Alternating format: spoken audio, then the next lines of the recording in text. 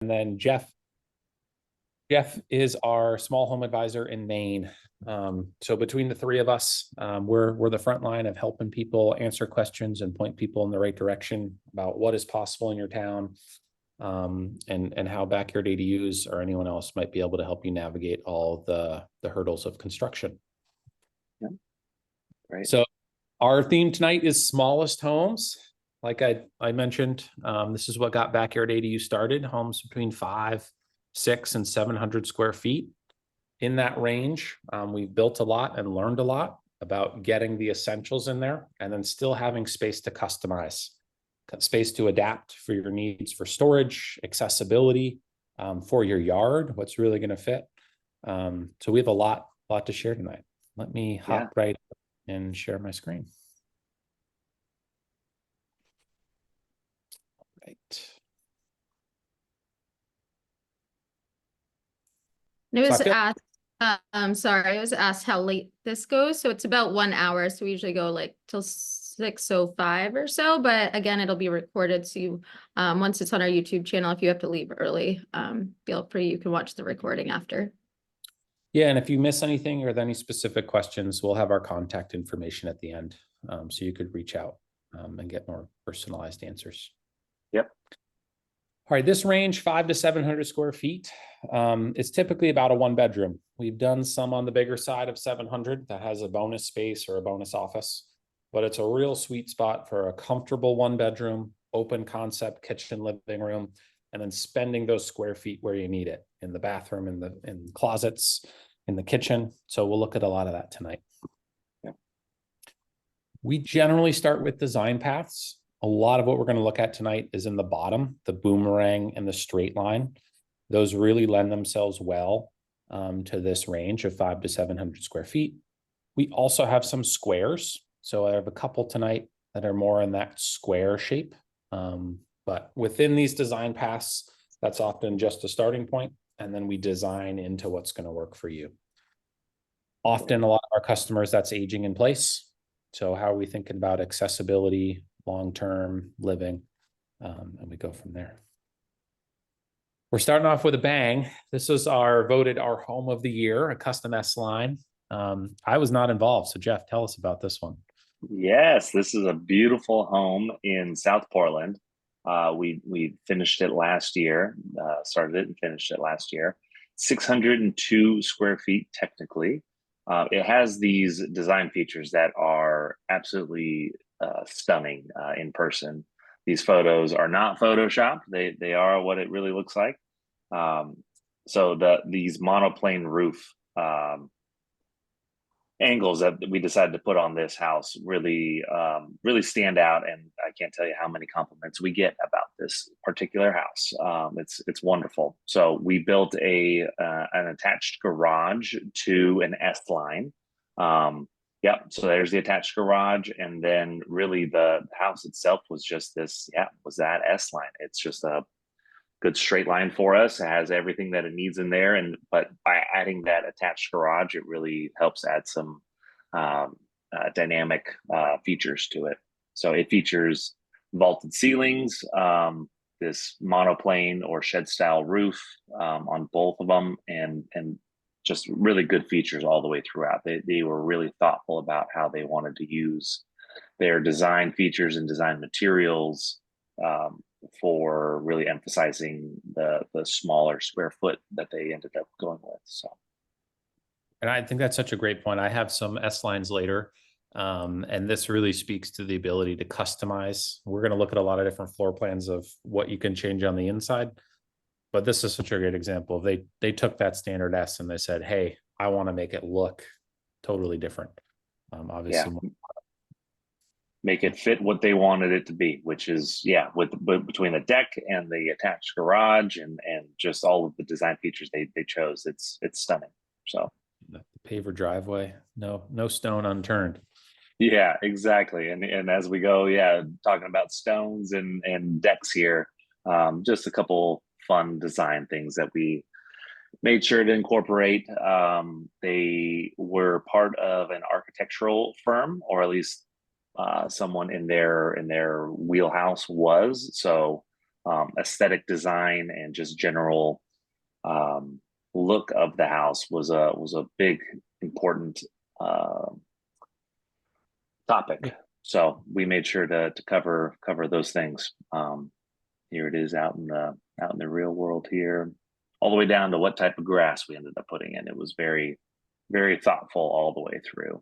What I love about this house, so we, staying on the outside for a second, we have the siding on the outside. They went with a shingled, cedar shingled, on the exterior, and then vertically in the vaulted space we broke it up, and it's a nice, it's not board and batten, but it's a vertical, and it really helps break up the house and make it seem more than just a square box on the ground.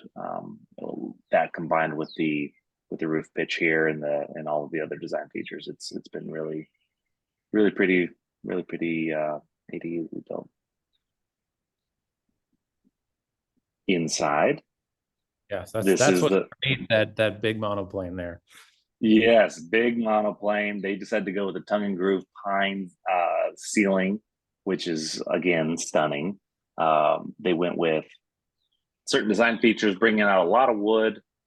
This is obviously before it got their final coat of paint, but it still is just a very, very open, large, beautiful concept that they had decided to go with here. So from the door to the open bar kitchen, it's really pretty. Going through the rest of the house here, we have the rest of the kitchen. The storage space is the image below. So that is the lofted space seen in the top right photo. If you were to go up that ladder, that's the view that you get. You could use that in a lot of different flexible spaces. That does not, you can see that we still have a subfloor up there. So that was not counted toward their final square footage number, but that is just a nice, good storage area. After you get certificate occupancy, if you wanted to throw a couple kid beds up there or make it a nice little reading nook, that's definitely was thoughtful. And part of the design was to have it be a flexible space, let alone just somewhere to put your skis and those kind of things. Which one has birds chirping? Is that you, Jeff?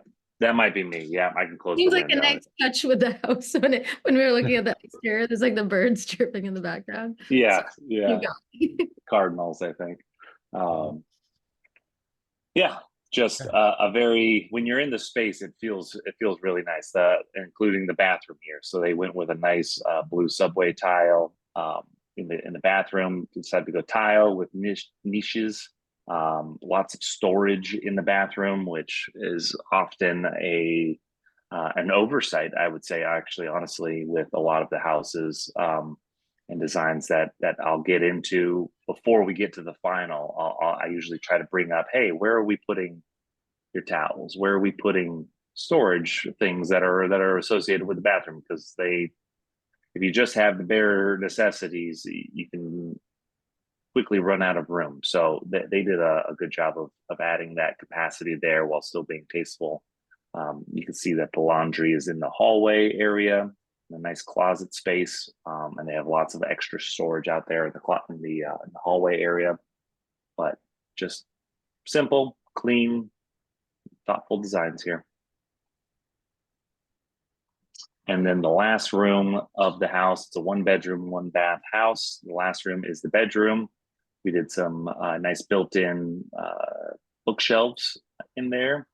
They have a good sized closet, and then lots and lots of windows. We like to add the high transom window on the wall. That's a nice feature. So you can put a bed underneath there and still have a headboard, but still bringing in lots and lots of light when you bring in the outdoors to the inside.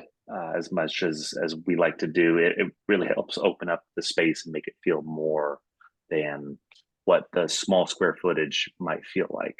So that was what we were thinking with these. I think April, you took all of these photos. These are really nice photos that you took. Yeah, not on my phone. Yeah, no. right. And I think something to highlight, and Jeff, it was really great that you pointed that out. It's designing in these small space, having these views, having the windows, this is a very high level of finish that we're seeing here. And whether you do sort of custom trim, vaulted ceilings, etc., the principles and tenets here of working in this amount of space is the same. So there's been storage in every space. We're thinking with furniture and flexibility in mind. So regardless of whether it's the home of the year, or the right home for your family, it's like the key tenets are there. Like this is this little nook for a desk or for furniture, for a chair. Just thoughtful little things that only, 20, 30 square feet make all the difference. And just a reminder to anyone, if you have any questions along the way, feel free to hit that Q&A button and throw them in there, and we'll make sure they get answered by the end of the night. Absolutely. Yeah, if there's no questions, it's not a good event. Yeah, right. Yeah, we're not doing our job. Questions. All right, Jeff, you're on a roll here. Another S I'm line. on a roll. Another S line. Another one in Oh, Portland. Yes, we're up here in Maine again. So this was a really stunning addition that they ended up going with. So this is attached to the primary house, which we can do that. Some ADUs are detached, some ADUs are attached. This one decided to be attached.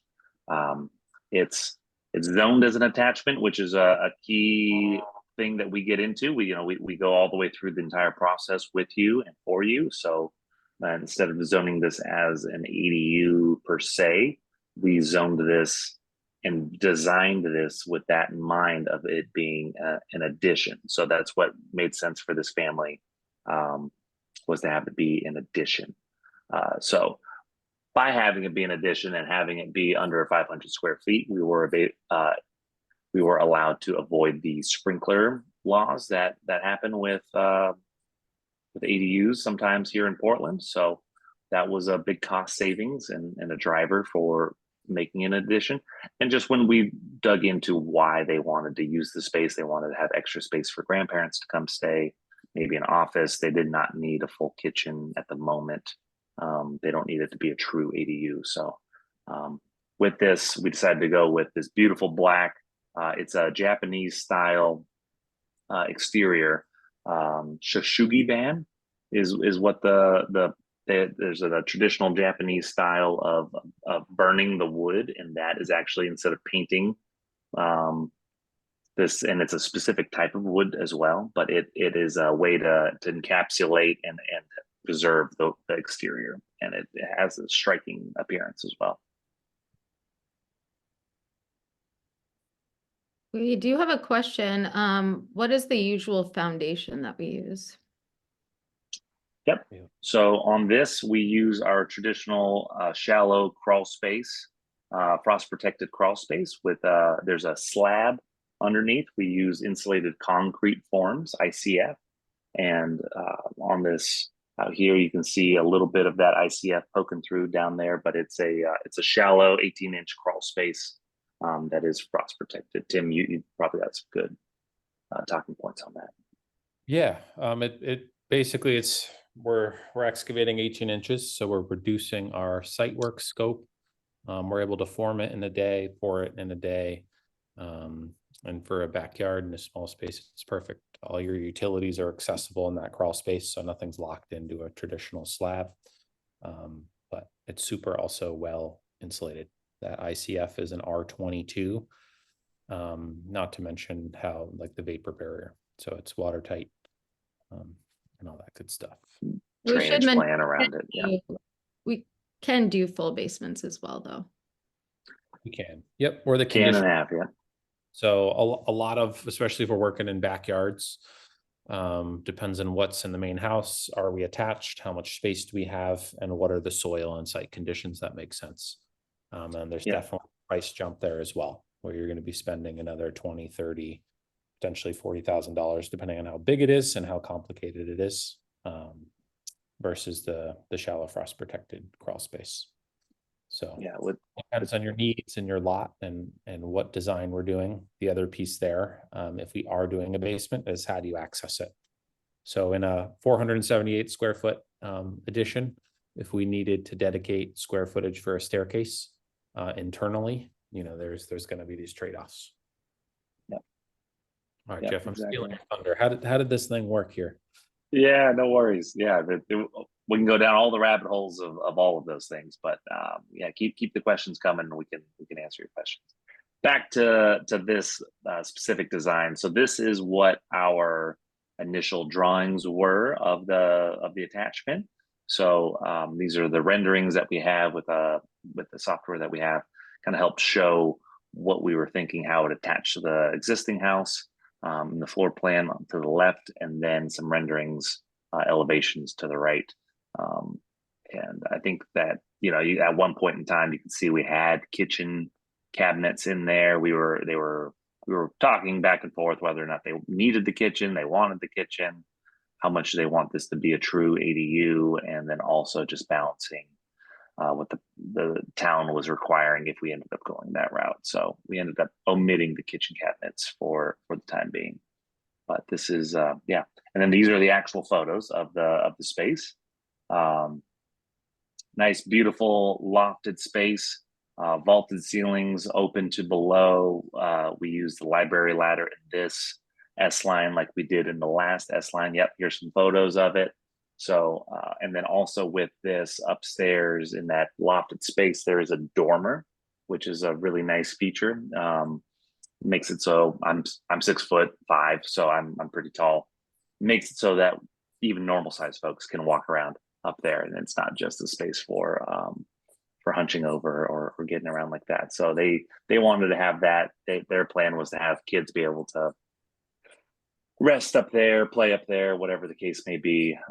And then when they're not wanting the ladder to be right in the middle of the room, it's on wheels. You can move it over to the side of the room and get it out of the way. Works really well in function. So nice open space here. Compact, but when you're in the space, it does feel quite spacious because of that nice vaulted ceiling and these wonderful windows they put all over the place. Okay, well, we've been doing a lot of S lines. We're going to keep the main train going here. Let's look at some boomerangs. I have some S lines and boomerangs to look at later, but tell us about this one in Winthrop. Yeah, most certainly. This was a wonderful one we put in Winthrop, Maine. We did it right at the turn of the year, so between 23 and 24.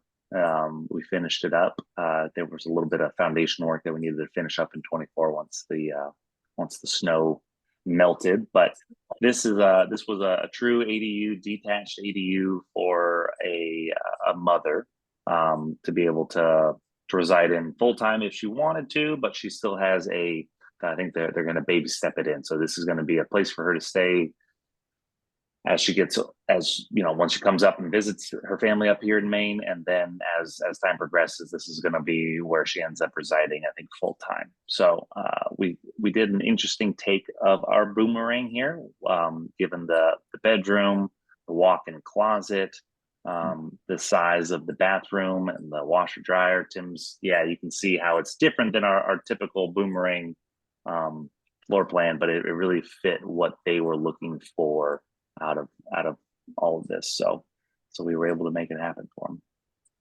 Yeah, and it's on the larger size, right? We're at 650, what is that, 8 square feet? Yeah, 656, 658, and it's yeah, it is on the larger side. They ended up adding there's a TV above a nice gas fireplace as well. So there's, you know, they added some custom features like that, which is just really nice. I feel like most of my clients up here in Maine would like to have a fireplace in one way or another. So during the design process, we figure out where and what and how and all of those things, but we're typically able to make that happen for folks. Yeah, if you're in Massachusetts, we're not going to touch gas, and the reason is there's a Mass Save rebate between 10 and 15 grand, and if you touch gas, then you don't get the rebate. So we're always trying to get you a big chunk of change in your pocket. You can come back and do it after, but we got to get it all squared away. Yep, good point. So yeah, a couple finishing photos. I need to go back up and visit Brian up there and get some photos now that they've moved all their furniture in. But this is This is their kitchen and that living room space, and you can see the fireplace on the photo on the right. So everything from the lighting package to countertops, you know, what type of cabinets, everything we go through with a fine-tooth comb during the design phase, and make sure that this is customized and specifically what it is that you're looking for with your ADU. What are the Little- floors, Jeff? Yep, this is a vinyl. This is a just a LVP, as we like to call it, luxury vinyl plank, but it really does a good job imitating wood. It's extremely durable, bulletproof, as my new manager likes to call it, and yeah, just goes in fairly quickly. Is easy to maintain and lasts. I think it's a 50-year product, so it lasts a really long time. You can see that we decided to go with some black fixtures and finishes on the doors and everywhere else. We have crown molding, nice floorboards, our classic craftsman style trim around everywhere.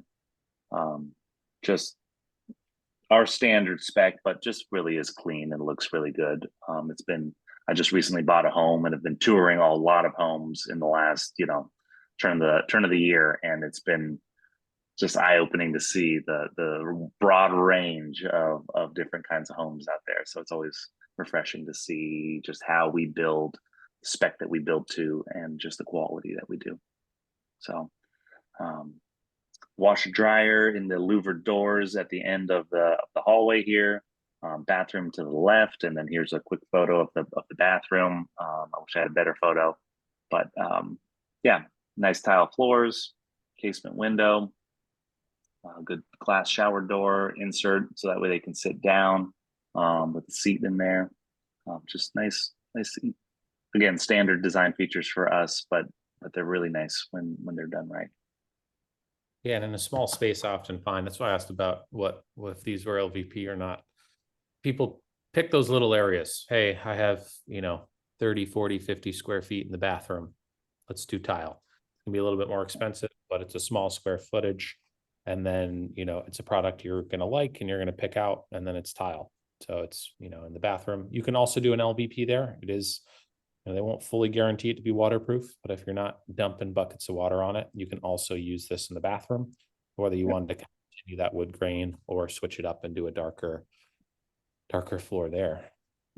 Yeah. Can the vinyl floors be heated? Yeah, there's a couple different options for underfloor heating. If you're in the bathroom, we're typically doing a tile mat or an additional heating element. We're doing mini split heating and cooling throughout. We can see the mini split head on the wall here. If you're trying to get into radiant floor heating underneath the whole house, it will typically require a second hot water system.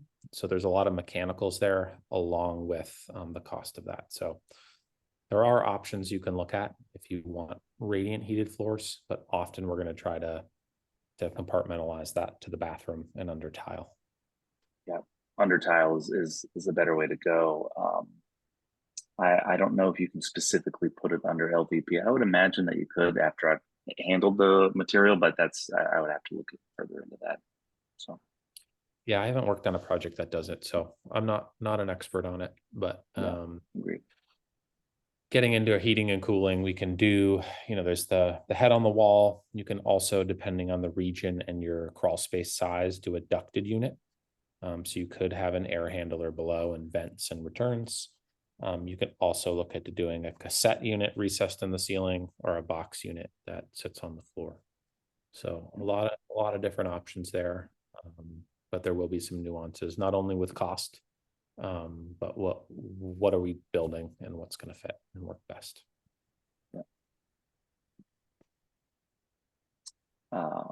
So this is the same house, just a quick exterior photo. Again, I wish I had some better photos, but they decided to go with the cedar. That's an actual natural cedar shake in the gable, and then So we were able to splurge a little bit with that material there. It complements the existing house, which is why we decided to go with that. And then we went with our standard vinyl exterior siding on the outside. So a couple things to note with this as well. We have on the left side of the photo, there's the fireplace insert that we built on site, and then some stairs going up, and we made sure that there's a proper rise and run of those stairs there. So Great. Well, from one boomerang to another, this was another plan where we took our standard boomerang. You guys up in Maine, you expanded each end a little bit to give a little more square footage, expand.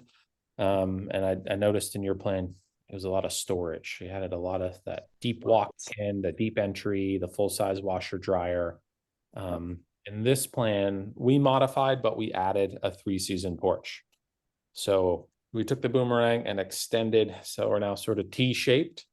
If anyone's down on Cape Cod or in that neck of the woods, you can come check out this ADU, reach out to me. But working with this client, their goals was this is a rental.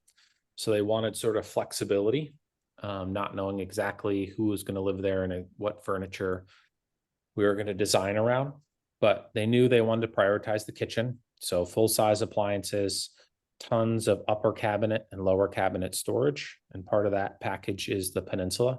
So having an overhang for stools, corner cabinets, pull-out trash, and then flexibility for a dining room table. Whether that's like a 4-seater is pictured, you can go smaller. They even could go bigger. They looked at doing a bench or a similar setup.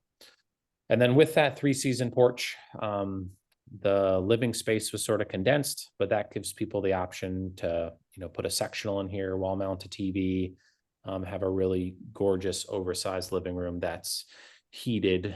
We actually changed from this package, and this is now a 4-season room. It has its own head, it's fully insulated. And then the other goals were storage where they need it. So entry closet when you come in, and similar to your plan, Jeff, having a walk-in closet.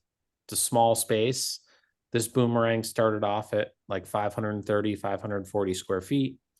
With the bonus room, that's about 12 by 12. It's bigger than that. But even if you did take the standard boomerang, having that walk-in closet and then plenty of space in the bedroom for storage. For a bureau, you could put a chair. The trade-off is the bathroom. This isn't by no means an accessible bathroom, but it works for them. They knew they were renting. They're not designing for someone aging in place. So there is a smaller vanity. There is a full-size shower. And then the washer and dryer is tucked in here. And there is space for like brooms and vacuums and all that to slide next to the washer. So I'm actually here now, sitting at one of the bar overhangs. But someone asked earlier about our foundation. This is it. So our house arrived from the factory. Our foundation work is done on site. You can tell we did not dig very deep. But all that foam we're seeing is our insulation. So R21 is the foundation walls. The structural concrete and rebar go into those forms. And then there is a rat slab poured in the base that helps people roll around on a mechanics creeper to hook up all the utilities. So that is it preset from the factory. And this was it all wrapped up. We also did an accent here on the gable end. But in this case, these are the cedar impressions. So it is a polymer product, but it does match the main house. And then he doesn't have to ever worry about maintenance here with the vinyl siding and those cedar impressions. Inside, this is that bedroom. So they ultimately decided to flip the bed onto the other wall, have the 2 nightstands, and not pictured as a large bureau. This is that bathroom. So on the floor plan, hey, I was saying it's small, but it's nice. They upgraded the tile shower, the glass door, and then plenty of space to sort of navigate in here between the vanity, the shower, the toilet, and the laundry. On the inside, this is that kitchen. So plenty of space for 2 people to be working, full-size appliances, and tons of storage. All the uppers, all the lowers, 2 corners, and then a mix of doors and shelves and drawers for storage. Looking the other way, the furniture's not set up fully yet, but space to wall mount a TV, have a couch, and everything fitting into that. 530 square feet plus the bonus room up top, that 3-season porch. I messed up. I didn't have photos of that. That's what I was thinking. I'm like, wait, you didn't include that. Like, wait, where are the photos? You'll have to come down, check it out in person, or at some point we'll have a Matterport, a 3D walkthrough where you can go walk through there. I'll put it on social media for people. If you follow us on social media, we'll put that photo of the porch up so people can see it. Great. So we've been looking at a lot of these smaller designs tonight, the S line and the boomerang, and I just want to do a quick side by side. What's the difference? How does it look? Obviously, exterior, the boomerang is framing in a space. Some people like to do a patio here or a deck or a garden versus the S line. And it'll really come down to what's your lot, what is going to fit, how are we going to get it in there? Budget wise, they're pretty much the same, but we do have with the boomerang a marriage wall. So it will come in 2 pieces. There's a little bit more finish work on site versus that S line, but we're able to fit a lot of the same stuff in both. So we're showing both 1 bedrooms. Both of these units have large closets. This actually has the identical kitchen in both with a peninsula. This is a really nice kitchen, tons of storage again with the overhang and the base cabinets, and then flexibility in the living room. Where do you want to put a table? Do you want to be TV oriented? You could also move around some windows and doors, moving the slider, orient towards the outside into views, maybe add a deck or something like that. And then the bathroom, talking about accessibility and storage. Do you want the washer and dryer outside of the bathroom? Are you okay with inside the bathroom? What are you looking for in terms of vanity size and vanity storage? And then same with sort of showers. So lots possible in both of these. The other thing I didn't mention here is entryway. So on the S line on the right here, we do sort of have like a half wall coming across, and that frames in this nice entryway where we can sneak in a closet. You can come in New England, kick off your shoes, hang up your coat, have a chair there to sit down and take your shoes off. And similarly in this particular layout, again, they're all modifiable. This person wanted space for a bench and for hooks. And so that's that space behind the door. They come in, they close the door, and bam, right there, they have a place to sit down, storage for shoes, hang up their coats and jackets. So these plans can all be customized to fit your needs, but we'll go through, as you've seen, all these designs are different. What do we want it to look like? What are our parameters? Who's going to live here? What is going to be there? And how are we going to make this all work in the parameter of budget and your site? So in going through tonight, I felt like there's too many to choose from. I was looking through photos and past projects. This is an S-line we just finished in Worthington, out in the western part of Massachusetts. This one also has a bump out, or actually this is the bump in. So we bumped in, it created this covered entry, and we did frame these stairs. So it's really welcoming. And through this full light door, that's where their entry is. So they can enter, they have a double door closet, tons of storage, and then they're into their S-line. Another one, I didn't have enough time to go through and get photos of this when it was under construction in the fall, but this was a square. We didn't really talk about the square tonight, but that is another design that if you're looking to sort of have that oversized 1 bedroom, 600 to 700 square feet. I think this one came in a little bit, just a hair over 700. So I am cheating a little bit. A 1 bedroom square, they fit in a little office in the back. They do a lot of work from home, so they had a soundproofed office. And then they also bumped that square out and added in a porch here.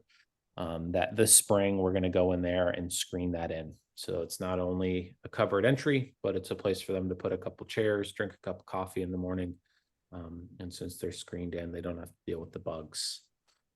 The other thing I wanted to highlight here was the bay window. They chose to add this in their living room. And that's, designing in a small space. what are our views, how much light is coming in, and this is a way to sort of even more bring the outside inside. So a deep sill, great place for plants, pets love it, but it made their living room feel so much bigger, and just bringing the outside in. Great. Yeah, quiet crowd tonight. Any questions? I feel like you and I have just been monologuing. I know, right? I don't have any questions. If anyone has any, send them our way, about the specific house or even just design questions in general when it comes to designing smaller. All right. While people are putting their questions in the Q&A, I want to dive in and show you an S-line. Similar with this bump in entryway that we completed a few years ago. Let's go take a look at this one. Let's go full screen. So this one was in a backyard. This is the bump in over here. This is a really great project for their daughter to move into the backyard and have her independence. And as we were going through, they picked their finishes to fit their budget and to fit the backyard. So this is that bump in sort of from the inside out with the full light door. It's, you know, offset and set back from the main house so that there's no privacy issues. So to do a full light door here, it's awesome. This entryway, it's bright, it's light. It still has a window so they can see to the street. They can see when someone comes home, and we'll also see from the other side of the house how this gives us a really long view and makes the space feel way bigger than it is. So in this bump in, you know, carpet entry, but then, like I said, a big closet. So they have plenty of space for storage. Double doors open up, rod, shelves. You can add furniture in there as well. But a great amount of storage there, right when you come in the house, right where you need it. So as we were working through designs, they had a couple different options in furniture that they were playing around with. And as their daughter moved in and became comfortable with her new house and her independence, they were going to modify their plan, but they wanted some flexibility. So the love seat and the TV were a must.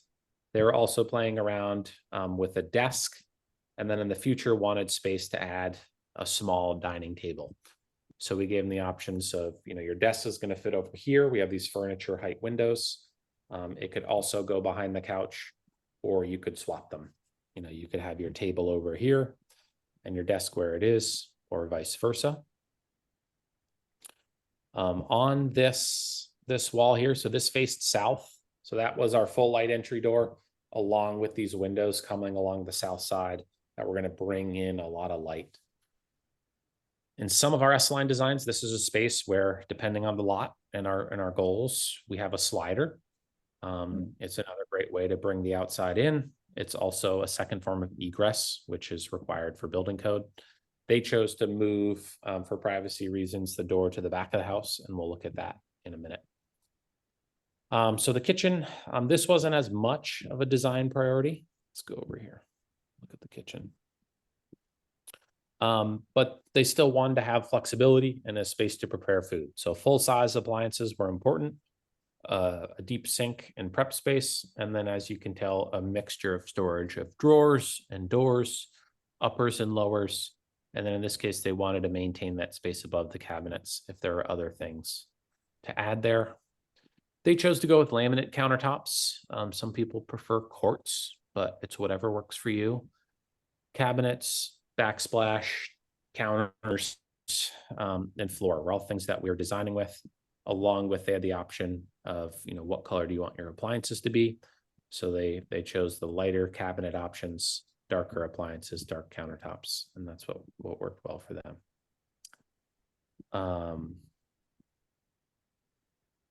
So moving on to the back half of the house, the bathroom. This is actually the electrical panel hiding here behind a cabinet door.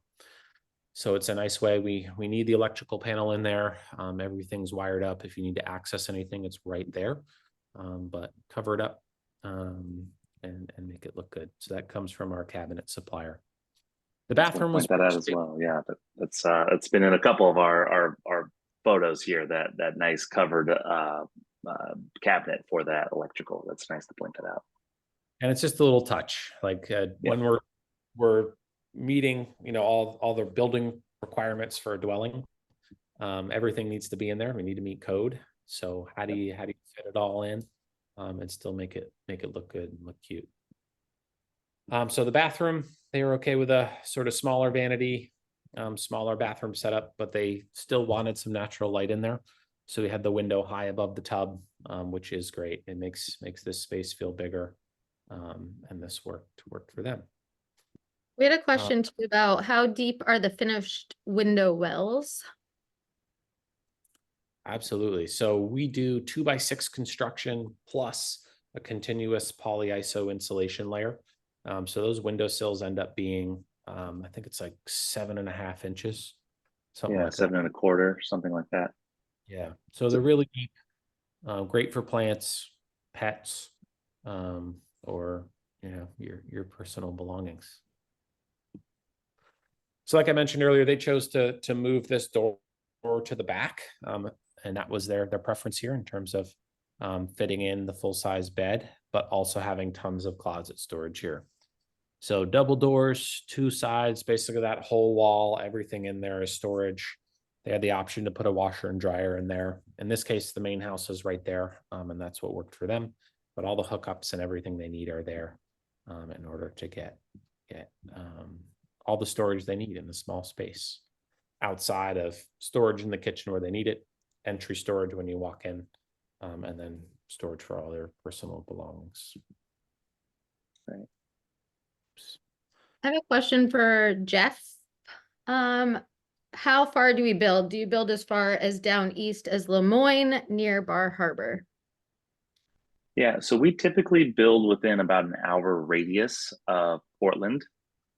That's our typical full service design build area.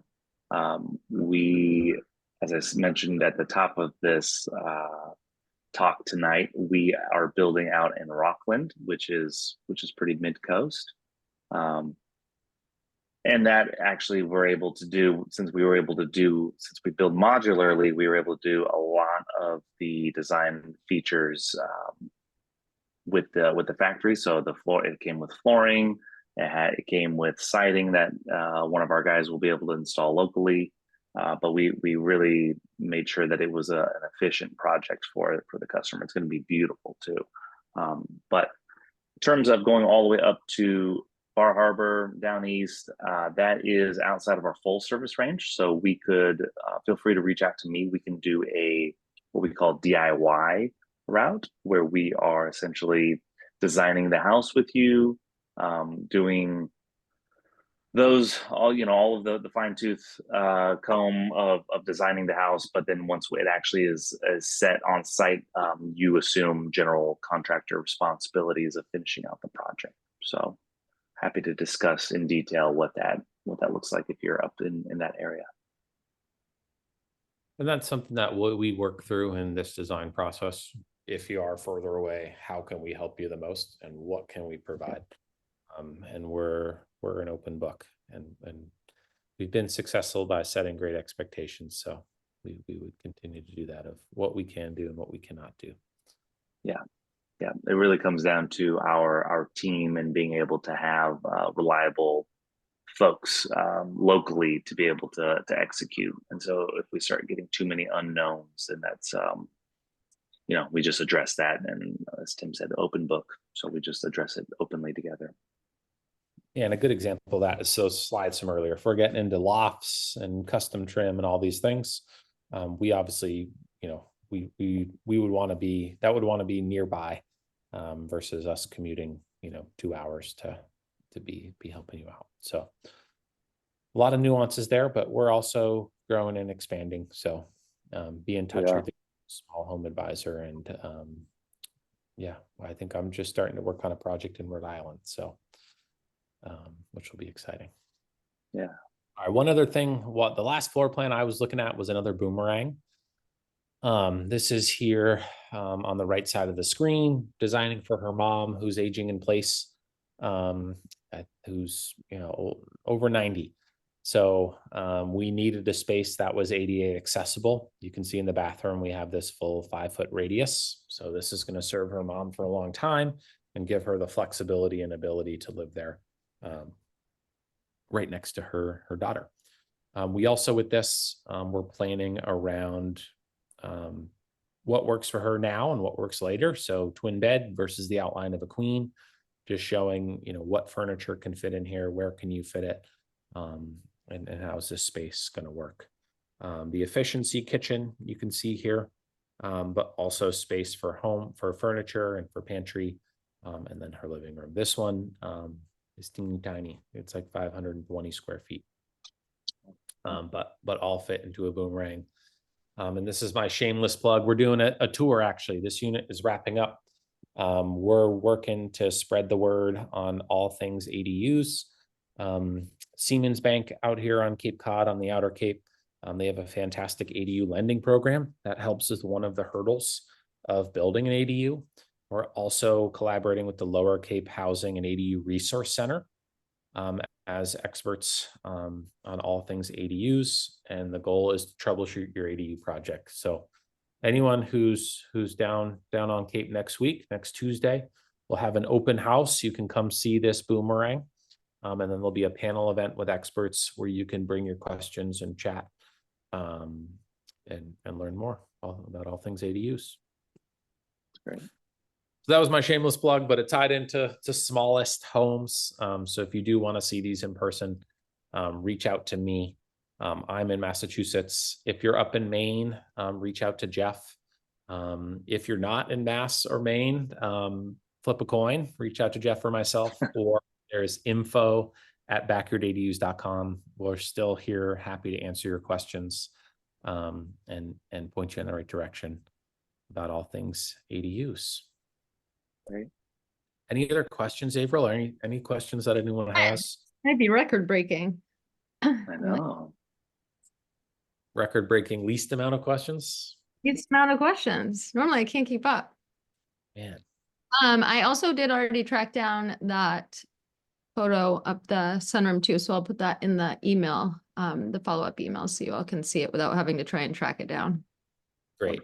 Oh, Yeah, and I think an important follow-up there, like the house we looked at here with the covered porch, that could be a screen porch, and then that 3-season room is, okay, we're talking 500 to 700 square feet of living space. Are there these extra ways that you want to improve livability? Do you want a deck? Do you want a covered porch? Do you want a screen porch? Your town usually won't look at that, and if you have a maximum living square footage towards your ADU. So it is a great way to have a bigger footprint, improve livability. But of course, it's what works for you and for your lot. So we do design with that in mind as well. You have 2 questions. All right. Right. They both made me kind of laugh a little bit, but one is, where is Chris Lee? Where is he based out of? Interesting. Chris Lee, Anyone ask that question? our founder, is up in Brunswick. Yes, Brunswick, Maine. Our flagship office is up in Brunswick. That's another place, if you're in that neck of the woods and you'd like to tour an ADU, reach out to Jeff. Yes. He can show you around an ADU. Jeff can show you around a smaller ADU, an 800 square foot. Not a small list, but Sometimes I have folks from Massachusetts come all the way up and do that tour up here. So I'm happy to show anybody and all people our model home / it's also an office. So mind the office equipment, but happy to show our L line. It's a 2-bedroom, 1 bath. It's great. We have lots of questions now, so. Okay. all right. The other one that made me laugh is it okay to ask about cost? Absolutely. We're an open book on cost. It's an important piece of being able to build an ADU. I don't mean to know her question. I should say first, this person said, you're fabulous. You guys are fabulous. And also, can she ask about cost? So I don't want to cut her full question short. Well, thank you. We have our most recent pricing guide was just updated in March. So if you'd like to see that again, hit up Jeff or myself, and we can email that to you. Just in terms of ballpark figures, our goal is to set good expectations. So that's what that pricing guide is, like in an average backyard. The Boomerang and S line, these are typically about 230 to 260. If we're getting bigger and bigger, you know, we're expanding more towards 700 square feet. It's probably going to be more than that.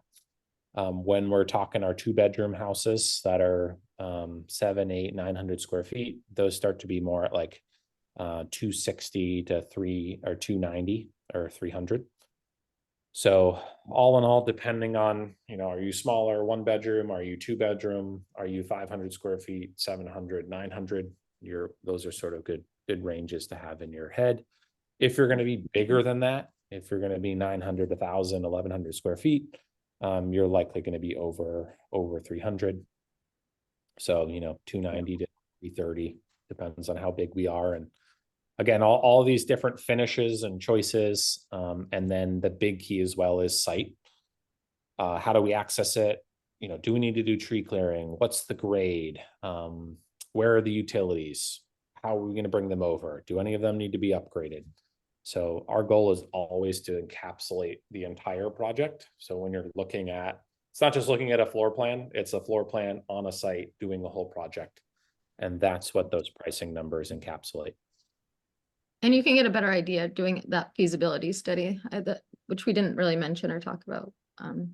We didn't, and that's our goal, to take you from, hey, here's a pricing guide, general ballparks for the average backyard, to what is this going to cost in your backyard, in your municipality.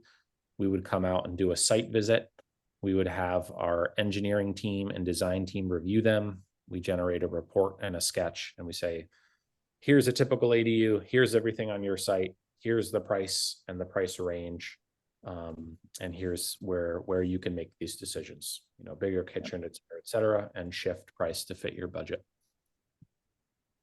And usually then someone asks, it's $600 too, just for the price that people are wondering. And can you touch on, because it has to do with cost, because we got the question about square footage cost and why we don't really go by square footage. Yeah, we're again trying to encapsulate the whole project. So whether we build 500 square feet or 800 square feet, we still need water, power, sewer, site work. So there's a lot of big ticket items we need regardless of the size. So if you need all that at 500 square feet, it's obviously going to be a much higher price per square foot than if you build 800 square feet or if you built 1,500 square feet. You know, we still need those pieces. So price per square foot these days, I honestly haven't calculated it in a while, but we're between 300 and 400, probably more around like 350. Again, there is such a wild swing. If you're in Portland, or I just finished a project in Somerville, it's going to cost more. There's a lot more permitting, a lot more red tape. It is more expensive. So a lot of nuance there. Everyone's looking at price per square foot. It is not a great metric to capture small homes and this sort of new construction. Our goal is the whole project. It's really well said, Tim. And often, you know, it's when we're building an ADU, we're at least I'll speak personally, we're typically building an ADU for a specific reason. It's often to bring somebody's parents closer to them and on their own piece of property. And what we do is help enable that. You know, I think that if you end up searching for what might be the most cost-effective route, you know, I would argue that we might not be the best path forward with that. You could probably find some sort of rental situation or townhome or something, but it's not going to be, you know, where we're able to build, and what our specialty is bringing an ADU to your property and having that close communication. So also we're not by any means the most expensive option for being able to do that, if anything, quite the opposite. So yeah, just depends on what it is that you're looking to do. And another sort of silver or more level of detail, we're preparing to speak to all the building officials in Southern Massachusetts next week at their continuing education conference. And we're preparing a slideshow, and it reminded me of, like, these are dwellings. They're legitimate homes. Everything is up to code. So there's a lot in there that we need to do, right? To check all the boxes. We're meeting and exceeding energy code, et cetera, et cetera. So pre-pandemic, when prices were cheaper, it was fantastic. It's been a really hard couple of years with the way material and labor and inflation have sort of ravaged building. But we've sort of stuck to our ethos of fixed pricing, open book, getting you good numbers up front. And then we're, like Jeff said, often working with folks and families to figure out how are we going to be able to build this and what's their budget, and then all the details in between to make sure that holistically the project works. Yeah. Part of that too is finding funding sources. So if you're in Massachusetts, the reason we're checking all these boxes is so we can get you that Mass Save rebate, 10 to 15 grand back. It's at the end of the project, but that's been really great. Other folks, if they qualify, are using the home modification loan program, where if you're in Massachusetts and meet the parameters, you can get up to 50 grand at a 0% interest loan to build an ADU. We actually have one come in June, where we help them navigate that process, do all the paperwork, and they're getting that money to build their ADU for their mother. So a lot of pieces in there in that pricing question, and it's a long-winded answer from Jeff And there's myself. still more about pricing too. Oh yeah, what do we got? Well, there's Right one on. about pricing, and then we have a couple others, but are there any new developments with creative financing methods to make these projects more affordable to build? Absolutely. New developments. If you're I'm speaking from my experience here. There are banks that are rolling out products that are meant for ADU lending, and that is helping homeowners unlock equity, and then in order to be able to borrow and then think about backing into a payment per month, which is a healthy way to look at it as well.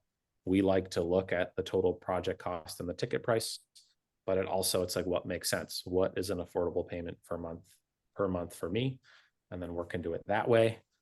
On the sort of affordability creativity side, we are looking at ways to not only, we're working with some nonprofits, but also to work with employers to basically offer ADUs as employer housing and have ADUs built in the community, in people's backyards. And then homeowners receive rent checks. It also helps homeowners bring down construction costs by being able to buy back the ADU at a discount over 5, 10, 15, 20 years. That is honestly like groundbreaking. We're working on this in the background. It's going to be rolled out in Maine in the next couple months, and in Massachusetts probably in the second half of the year. So if you're subscribed to our newsletter, I'm sure you'll hear more about it. I think that answers the question, but tell me if it doesn't. What else? Yeah, I think that does a good job of catching it all. I think the one thing I would add is that there are some municipalities, Auburn, Maine specifically comes to mind, and I know that you have some down there, Tim, as well in Massachusetts, of municipalities offering forgivable loans and just different programs, and it does vary from municipality to municipality. Auburn has a $30,000 forgivable loan for an ADU, a true ADU, and then they have another even more money, $150,000 if you were to build it and meet the affordable criteria that they're looking for. So there's a lot of ways to get creative with that. Main state housing, yeah. Oh yeah, and then we're planning right now for the summer, probably in like 6 weeks or a couple of months from now, doing a virtual finance panel. This person that asked the question, I won't say her name, but I've seen you at multiple events, so hopefully stay tuned for that if that's still a question for you, because we're going to have a whole panel of different banks and financing people there to discuss financing specifically. So, or again, just sending an email to Jeff or Tim about your area to see what programs are specific to you. All right, let's get these last couple. We just hit our time. In Portland, Jeff, what's the minimum size for an ADU? Do you know off the top of your head? I do. In Portland, it is 2/3 the size of the primary dwelling. So in Portland, you're allowed 2 ADUs by right. So if you were just to build one, it would be 2/3 the size of whatever your primary dwelling is. If you wanted to build two, or you already had one, it would be the total of the ADU's square footage would need to meet and not exceed the primary square footage. Oh, great. What window options are available? We have a ton of window options. We're using Harvey's. Harvey's our supplier. And within their lines, there's a lot of options. Most people are doing double hung windows. In this photo, you see those. And everyone can choose. They chose, in this case, a bank of 3, but smaller windows. You could, in that same footprint, fit 2 windows. There are a lot of options, and our design team is fantastic at going in there, doing renders, mapping it out, and basically showing you exactly what it's going to look like. And we'll work you through there to say, hey, what makes sense? Where do we want windows high up? Where do we want bigger windows? Do they need to be furniture height? Do they need to be regular size? Or do we even want to do the super windows? Basically sort of open that wall up to the outside. Yeah, Yep, that's it. casements, double hungs, white, black, small, big, all the options are available. So. And I thought that we had a lot more, but there's a lot of thank yous up there. So that's great. And I do know that, like I said, many of you come to these repeatedly, and we've been doing them every other Thursday. There will be a break this next 2 weeks from today. We're going to take one break. And then for the summer, we're going to do several special series with different other people within the company, bringing their specialty and partnering with Tim and Jeff on delivering those, so we can switch up the content a little bit, bring in some new topics. So stay tuned for that. If you don't see one, if you've been coming regularly, it's not because you're missing it. We're just taking a little hiatus. But we'll be back better than ever. Whoever's asking about Chris Lee, you'll see Chris Lee. We're bringing in our head engineer, along with our director of reconstruction, who all bring a wealth of experience and expertise about all things housing. So we're looking forward to seeing you come June. Yeah. You're good. Thanks, everybody. Thanks for joining us tonight. Coming. Stay tuned for that email coming your way. Thanks, y'all. Have a good night.